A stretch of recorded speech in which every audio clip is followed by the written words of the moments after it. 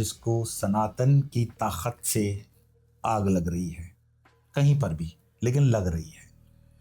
तो मैं ऐसा मानता हूं, जो आपने आरफा खानम शेरवानी का स्टेटमेंट सुना और जिस संस्था से वो जुड़ी हुई हैं, उनके दर्द को भी हम समझ सकते हैं। लेकिन ये युग जो आप देख रहे हो, ये युग है सनातन के उदय का युग। अगर आपको अपने आप पर भरोसा नहीं है, अगर आपको अपने आप पर श्रद्धा नहीं है, देश पर श्रद्धा नहीं है, देश के नेतृत्व पर श्रद्धा नहीं है, देश के सनातन पर अगर श्रद्धा नहीं है, तो आप अंट शंट जानवरों सा जीवन, जानवरों सा व्यवहार कर सकते हैं। इन्होंने जो एक और शब्द कहा था कि मुस्लिम नाम का उपयोग, तो अल्लाह अकबर नारे का भी दुरुपयोग, ऐसा उनका आक्षेप है। इसका जवाब मैं दूंगा तो शायद हो सकता है कि मैं एक हिंदुस्तानी हिंदू हूं, पर इसका जवाब भी इनके ही जमात के अच्छे एक भारतीय सनातनी मुसलमान दे रहे हैं। आप उनकी भी सुनिए, वो जो नाम लेकर के ऑस्ट्रेलिया के हमले में नाम बता रहे हैं, उससे संबंधित है। देखिए, 2014 में भी ऑस्ट्रेलिया में आतंकी हमला हुआ जो हैदर ने किया।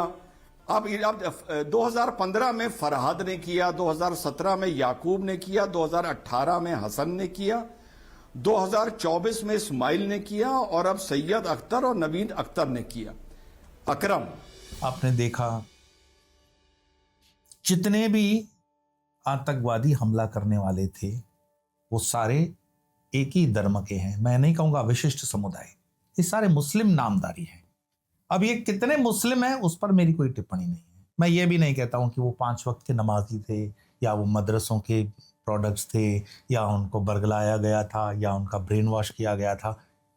पर एक चीज तो समझ में आती है, हमला चाहे पहलगाम का हो, हमला चाहे ऑस्ट्रेलिया का हो, हमला चाहे न्यूजीलैंड का हो, हमला चाहे ब्रिटेन का हो, हमला चाहे कनाडा का हो, ये हमला करने वाला पहले अल्लाह अकबर क्यों बोलता है?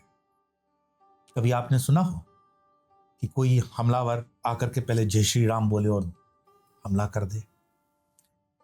खैर, ये चीजें विचार करने की हैं, निष्पक्ष भाव से इसको समझने की हैं।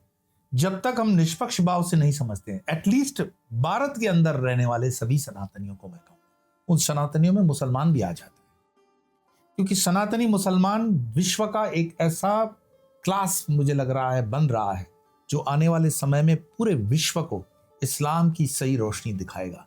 अगर इस विश्व में इस्लाम बचेगा और इस्लाम को कहीं सही रोशनी दिखाएगा तो वो भारत का मुसलमान ही दिखाएगा, क्योंकि इस्लाम की जो व्याख्या की जाती है एक तरफ से अरब वाला वहाबिज्म और एक इस्लाम की व्याख्या होती है सूफीज्म से। सूफीज्म की जो जड़ें हैं आज भी वो भारत के अंदर है। वरना आप मुझे बताओ, कोई मजार, कोई दरगाह सऊदी अरेबिया में हो या जीसीसी कंट्रीज जिन्होंने इस फिल्म को बैन किया, बड़ा दर्द हुआ उनको, और होना भी चाहिए था, क्योंकि तारें जुड़ करके बताई गई हैं उस फिल्म के अंदर